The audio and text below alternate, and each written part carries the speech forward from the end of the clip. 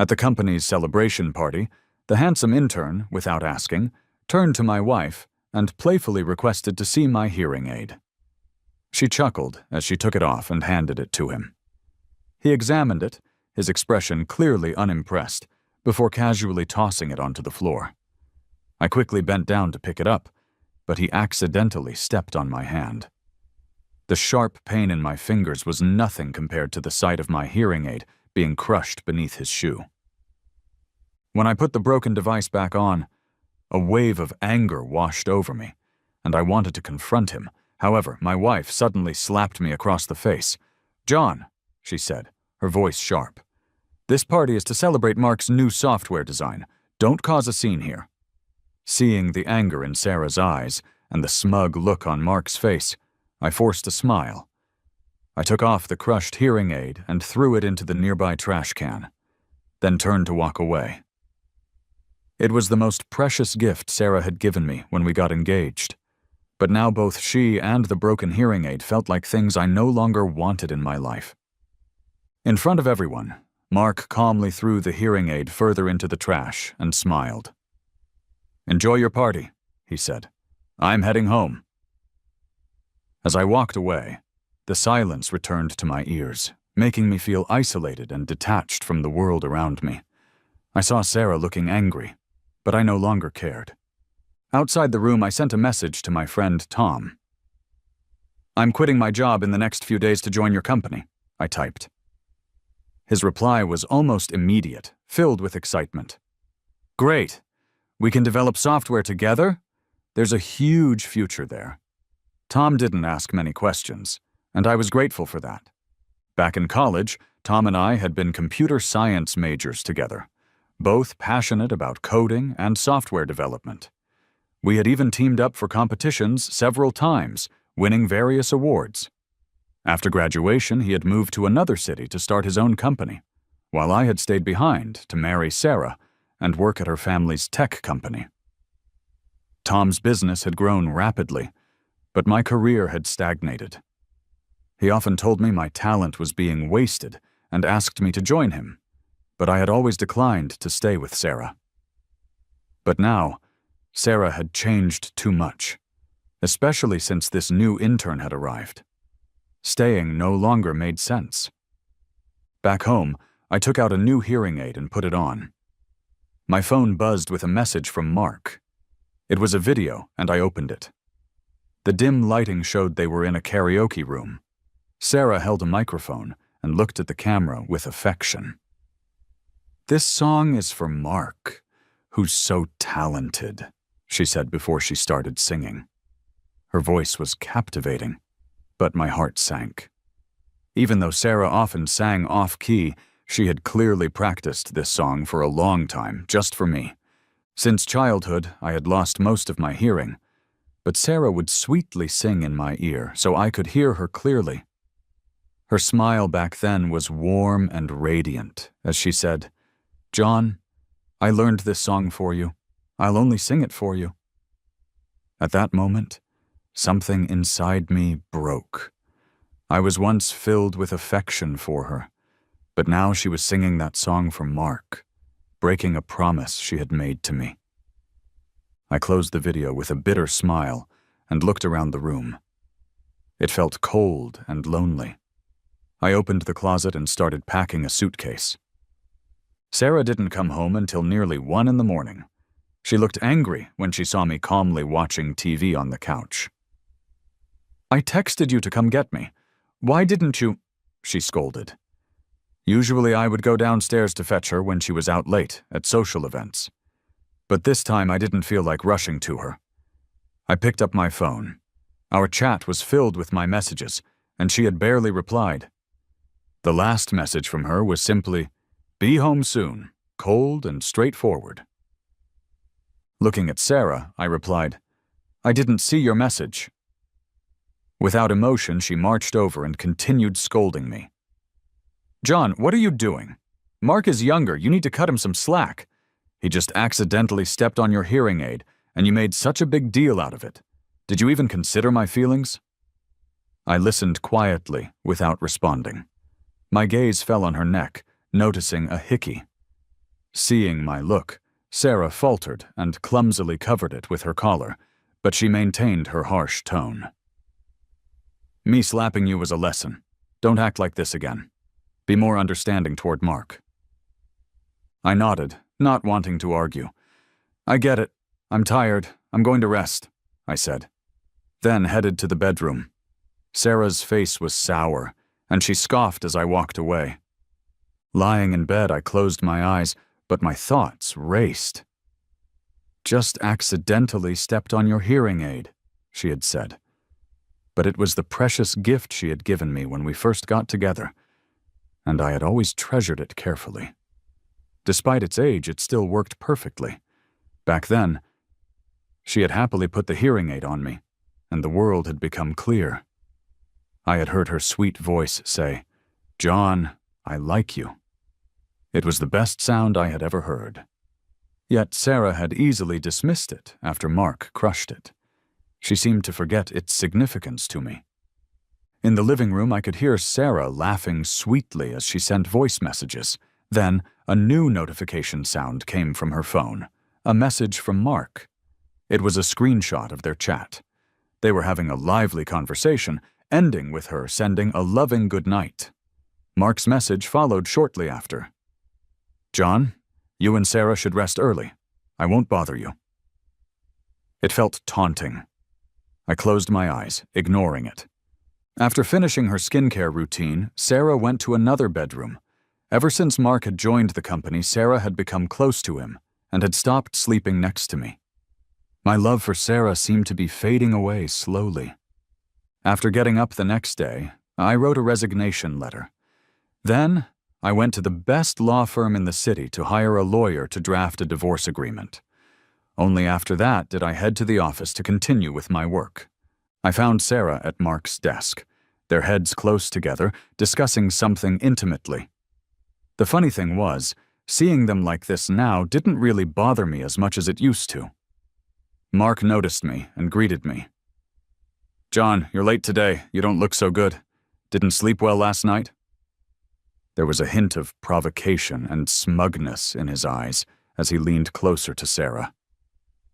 "He's been with the company long enough that he thinks he doesn't have to follow the rules." At this rate, he won't last here much longer, I thought. Before I could say anything, Sarah frowned and started criticizing me. I gave a faint smile, looked at the two of them, and calmly said, "I'll pay more attention in the future.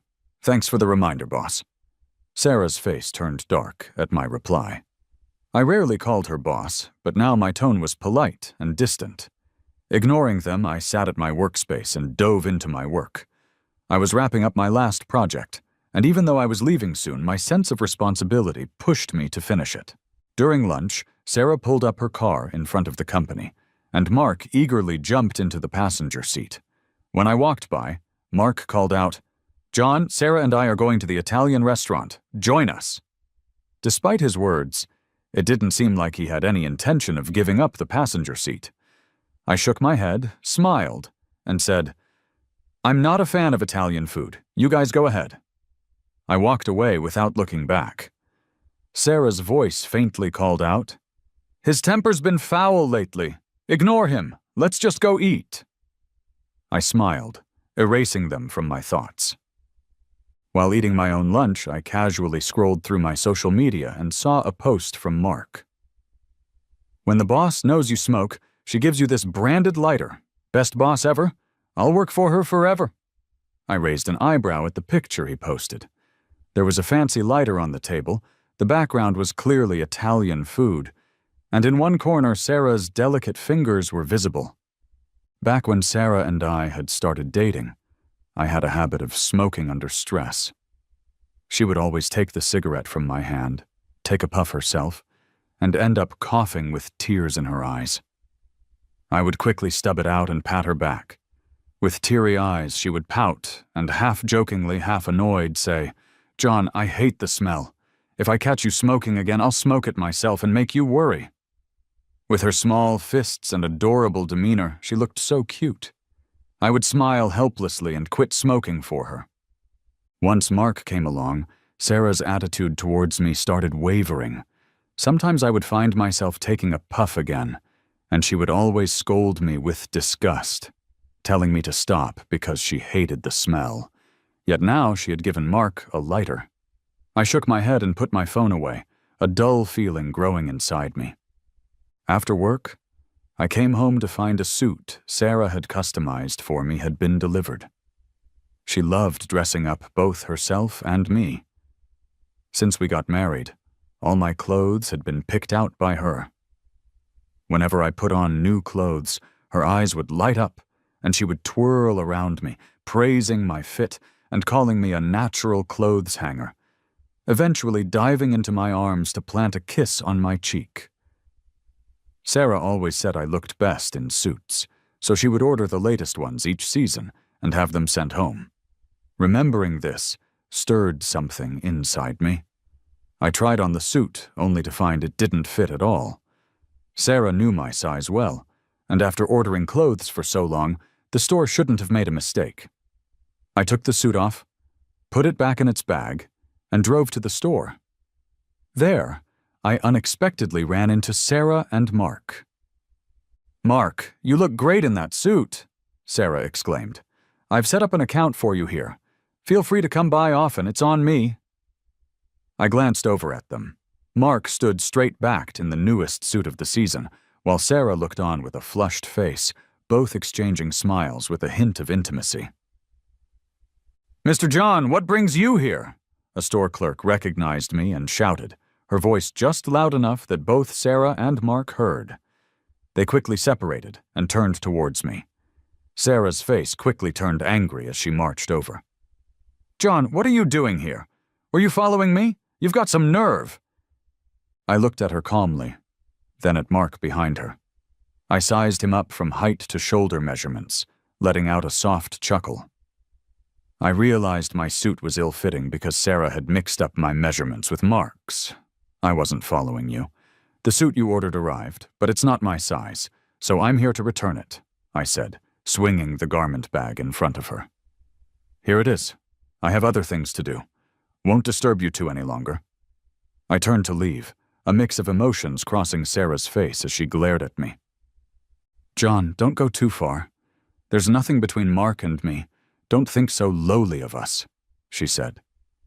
I shrugged with a smile. I didn't think anything of it. No need to get worked up. With that, I turned and left smoothly. I felt a sense of progress. Seeing Sarah and Mark interact no longer hurt as much. Later that evening, Sarah surprisingly came into my room after her shower. She was wearing a thin nightgown, her curves clearly outlined. Her dark curly hair cascaded over her shoulders, and that scent of perfume I loved lingered on her. She gently climbed onto the bed and hugged me from behind. "John, don't get me wrong about these past days. There's really nothing going on with Mark. He's just good at what he does, and I'm valuing good talent. I've been a little distant from you. It's been so long since we—" "John, turn around and hold me," said Sarah, in a soft, coquettish way. I felt a bit shaken inside. Her hands touched me. Not loving Sarah would be a lie. During my long, dark teenage years after losing my hearing, she had been the only light, giving me endless warmth and love. 10 years with her meant so much to me. I no longer wanted to hold back. I turned around and embraced her tightly, kissing her passionately.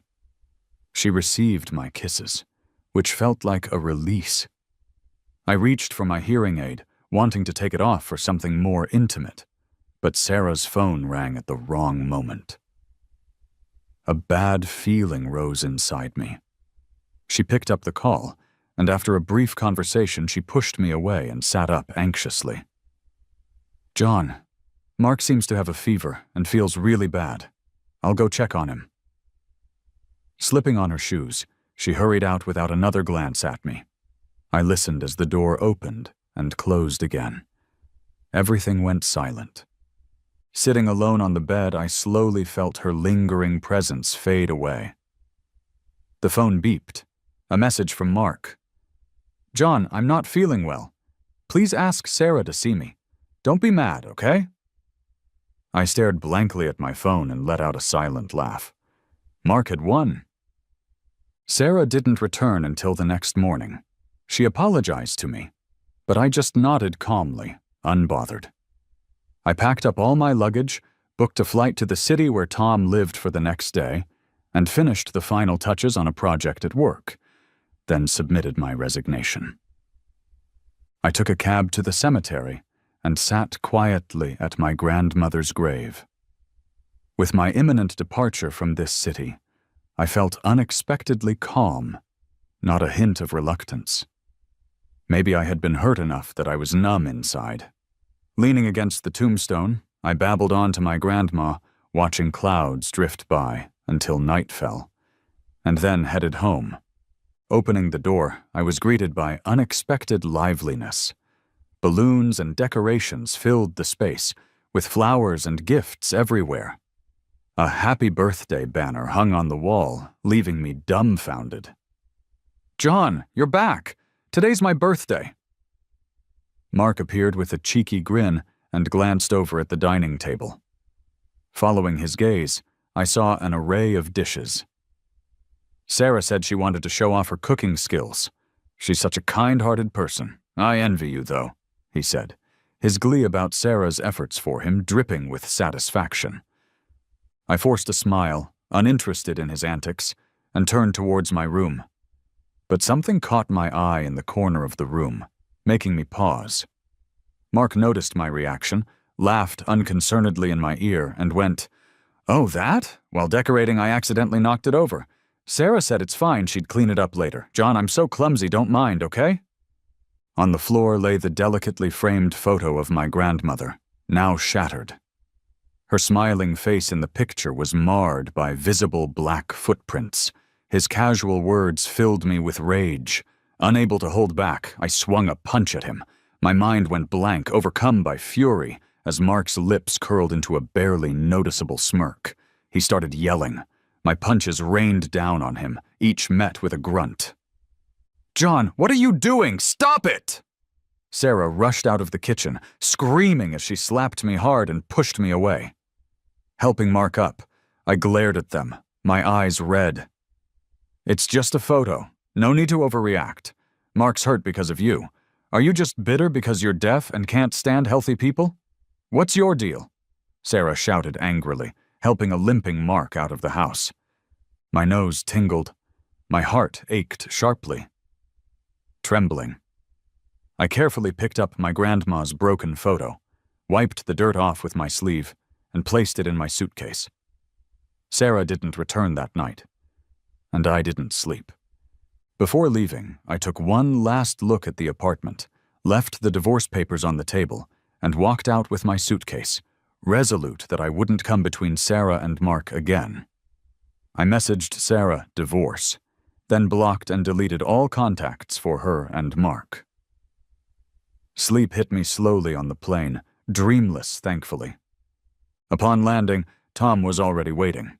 He took my suitcase, a look of curiosity in his eyes, but he didn't ask any questions, just patted my shoulder. "Back in the day, we were unbeatable together. I'm really glad you're here." I smiled back at him, a bit of anticipation and future prospects warming my heart. Tom settled me in, then took me to get on board at work and to get used to company operations. I joined a project developing new software and poured myself into work. Immersed in code, I rediscovered that familiar, carefree feeling. Ideas flowed easily. After suggesting some improvements, my colleagues looked at me with new respect. "No wonder Mr. Tom wanted so badly to recruit you. You're great," a colleague praised endlessly. I smiled gently, satisfied with my life now. After that project ended, the client was really happy with us. Tom even gave us a big bonus. He took us out for a celebration dinner, and I became the star of the night. No more public humiliation for me. After we left the restaurant, the cool evening breeze hit my face, and I sobered up a bit. Then there was Sarah. "John, turns out you were hiding here. What's up with all this drama?" a furious voice shouted at me. Then Sarah rushed over. It had been a while since I had seen her. She seemed worn out, glaring at me angrily. "Come back with me. You can't just run off whenever you want. You're such a troublemaker." Sarah grabbed me, trying to drag me away, waking me up instantly. I shook off her arm, stood my ground, and just gave her a cold stare. Sarah couldn't believe it. "John, you—" I cut her off, my voice icy. "Let's get a divorce. I'm done. The papers are on the table. You've probably already seen them." Her shock was clear as day. "A divorce?" she stammered. I nodded without a hint of humor. Just then, my ride pulled up. I walked away, leaving Sarah standing there speechless. She followed me into the car, dazed, still not fully grasping what I had said. "John, you—" I took off my hearing aid, finally finding some peace. Sarah sat next to me, dazed, and followed me like a shadow when I got out. As I entered my home, Sarah tagged along, trying to come in with me. I blocked her at the door. "Go sign the divorce papers. We're done." Her face went pale as the realization hit her. "No, I'm not leaving. I'm not divorcing you, John. Let me in, or I'll sit here all night." Back in the day when we were dating, Sarah would pout, and I would give in almost instantly. But now, she looked at me with tear-streaked eyes, and I just felt nothing. "Suit yourself," I said, shutting the door despite the plea in her eyes. The alcoholic buzz hit me again, and my head throbbed as I washed up and passed out. The next morning, as I was going out, I found her curled up in the corner. She had really stayed all night. Hearing the noise, she opened her eyes and quickly came over. "John, I thought all night. It's my fault. I shouldn't have gotten too close to Mark and ignored your feelings." I looked calmly at Sarah, tired and with dark circles under her eyes. "I'll keep my distance in the future. Can you not do this? Come back with me." She sounded desperate, no longer proud. I shook my head. "There's no going back." With that, I left for work. Diving back into a satisfying job at Tom's company was a relief. Despite my talents, at Sarah's company I was always sidelined, especially when a young hotshot like Mark joined. Sarah favored him, and he always tried to outshine me, even stealing credit for my work. Sarah stood by while he humiliated me in public, trampling on my love little by little. Luckily, I had chosen to leave and shake off the gloom. Just as I was deep into some coding, Tom came over, patting my shoulder with a complicated look. "John, Sarah is at the front desk causing a scene, looking for you. Go check it out." I frowned and headed to the front. I thought refusing her at work would make her give up, but I didn't expect her to be waiting at my door when I got home from work. "John, you're back. I went to the grocery store and got a ton of ingredients to make you a special dinner tonight." Sarah greeted me with a beaming smile. I noticed the sweat on her nose and her flushed cheeks, bags of groceries in hand. Her upbeat voice almost made me feel like it was old times when things were good between us. But then I snapped back to reality. Sarah looked up at me with wide eyes. I shook my head. "You don't have to do this," she insisted, holding the door as I tried to close it. "Let me in," she said desperately. I gave in, and she came in, bustling around the kitchen preparing a meal. For a moment it was like the old days, but only in the faintest way. Soon, the table was filled with aromatic dishes. Sarah's eyes sparkled as she urged me to try them. She was stubborn, like before when she pursued me. Her unwavering determination eventually broke down my defenses. I had ended up loving her with all my heart for 10 years. "John, we've loved each other for so long. I can't bear to let you go." Seeing me just stare at the food, Sarah's hope faded a bit, and her voice turned solemn. "I won't give up. I'll bring you back," she insisted with a bright smile full of confidence. Then, A ringing interrupted us. Sarah froze as she picked up her phone. It didn't take much for me to know who was on the other end. I laughed at myself, picking up the chopsticks, but then the doorbell rang. I stood up to open the door. Before I could react, I got shoved hard. I lost my balance. Yelling and cursing came at me full force. "John, just go ahead and divorce Sarah already. Don't keep stringing her along. All us guys know what you're up to. You think I don't know you're trying to patch things up?" It was Mark, coming in hot. Sarah gasped, running over to steady me. I pushed her arm away, staring coldly at both of them. "How did you know where I live?" I pressed Mark, staring him down. "Come on. I've had location sharing with Sarah." "I'm not like you," Mark replied with a nasty grin. He gave me a mocking look. "Mark, stop it," Sarah snapped. But it was like denying the obvious. I smiled faintly. Any doubts Sarah had stirred in me vanished instantly. "I won't fight over Sarah. I'm over it. Once she signs the divorce papers, we're done," I said, looking at them both coldly. "Now please leave my house." The air got tense for a second. "Smart move," Mark scoffed. "Quit while you're ahead." He wasn't done talking when a sharp slap interrupted him. He looked at Sarah, stunned. "Why are you butting into my business with John?" Sarah's voice was icy. Mark's eyes filled with frustration and resentment, but I ignored it, ushering them out of my home. Turning around, I dumped the meal Sarah had prepared into the trash. I could hear them arguing faintly outside. Then my phone rang. It was a former colleague. "John, the project we worked on has a bug we can't fix. Is there any way you can look at it? Sarah's not around, and Mark is AWOL. The clients are on our back. I'm really stuck here," he said. I smirked. I knew the project had issues. Mark had taken the credit for my work. The team knew it too, but no one spoke up. Now they expected me to clean up the mess. "Sorry, I don't have time. Find someone else," I answered. I wondered how Sarah would react if she found out Mark hadn't actually done the work. But that wasn't my problem anymore. Not the company's, and not Sarah's. The next morning, Sarah was waiting downstairs for me. "John, I brought you breakfast," she offered eagerly. I took it and threw it straight into the trash in front of her. "Don't bother next time," I told her, adding, "Seems like your company's in trouble." I left Sarah standing there. Her affection had once been intense, but it had faded. I thought we'd grow old together. Turns out she couldn't resist something new. Too many disappointments had burned out our years together. The sky turned gloomy, and soon it started to rain. Sarah stood alone in the rain, stubbornly waiting for me. I looked away. "John, can you bring me an umbrella?" The call came from a strange number, but it was still Sarah. I saw her small figure in the rain and sighed. "Go home. Don't be foolish," was all I said.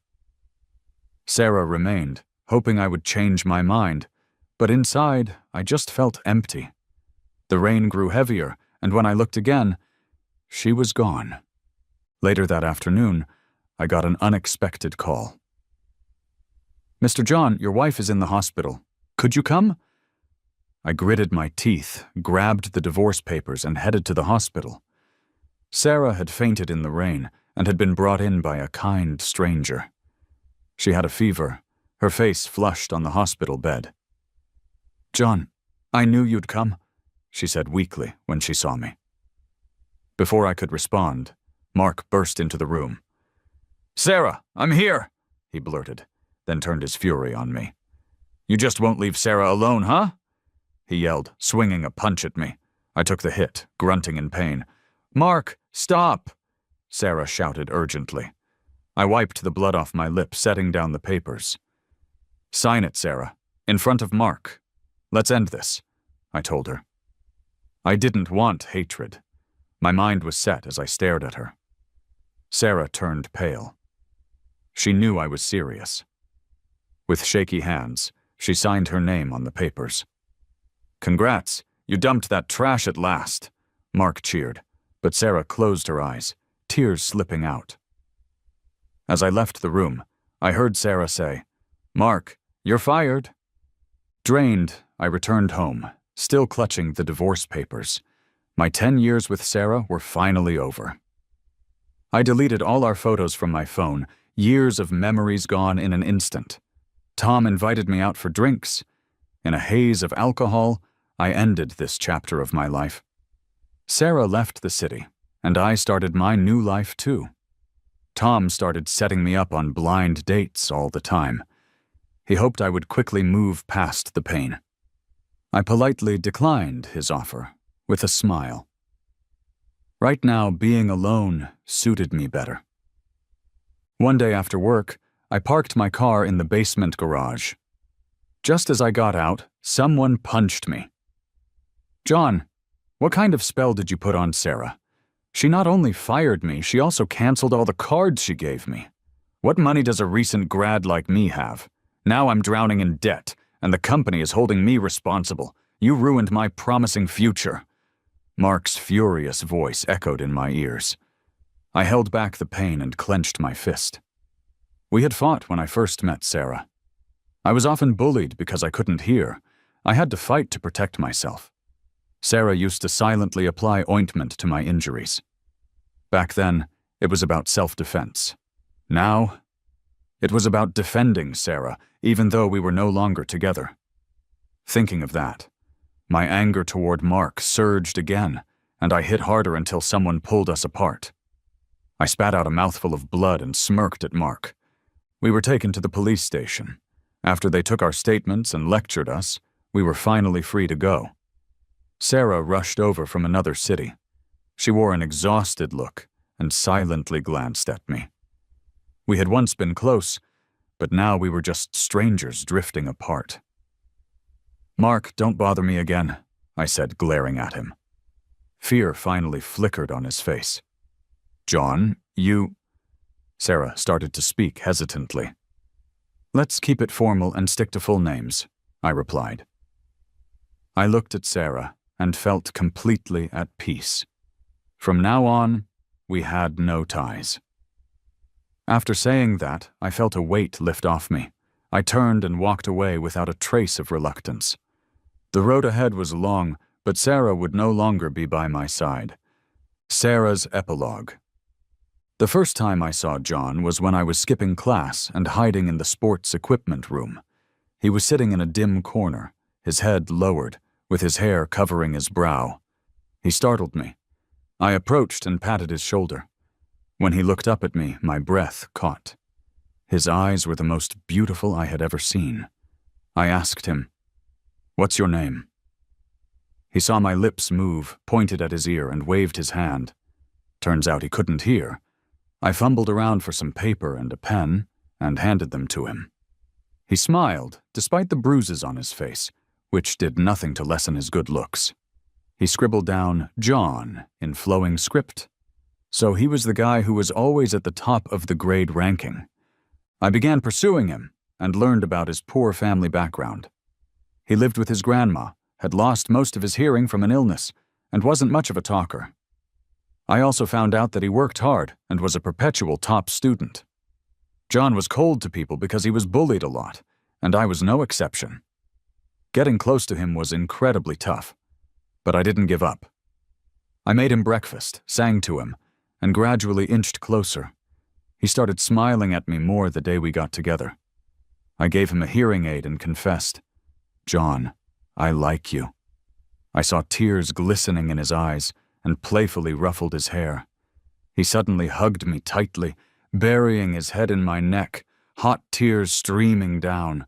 I thought, he's falling for me. After graduation, he joined my family's company and stayed in town for me. We naturally fell in love and got married. During that time, his grandma passed away, and I was by his side. John held me close, his voice low and choked, saying, "You are the person I love most in this world." I hugged him back just as tightly. Later, while living a mundane life with John, I started feeling bored and empty. Then Mark came along. He was young, energetic, and charming, always making me happy. Plus, he was really competent at work. I grew closer to Mark and began pushing John away. John became more silent, sometimes giving me looks I didn't recognize, but after 10 years, I was sure he would never leave. At a celebration party, I slapped John for Mark. He looked at me quietly, then took off his hearing aid and threw it in the trash. It was a long time before I realized that was the first hearing aid I had given him. He cherished it more than his own life. It was then he decided to leave, but I kept deceiving myself. I thought his love for me could withstand anything. I recklessly suppressed him, favored Mark like it was some kind of competition. The more distant John became, the more angry I got. Finally, he left. I searched for him for a long, long time, but when we met again, his eyes held none of the love they once did. I tried a lot, sent him gifts, cooked special meals, even ended up in the hospital. But in the hospital, John's gaze was firm, as cold as when I first knew him. I was terrified and realized too late he was really leaving. John held my true feelings in high regard, but I made a fatal mistake. There was no going back. John stood by me for 10 years, and now wouldn't even glance my way. Those memories vanished into thin air. I suppose in the years without John I'll always feel alone.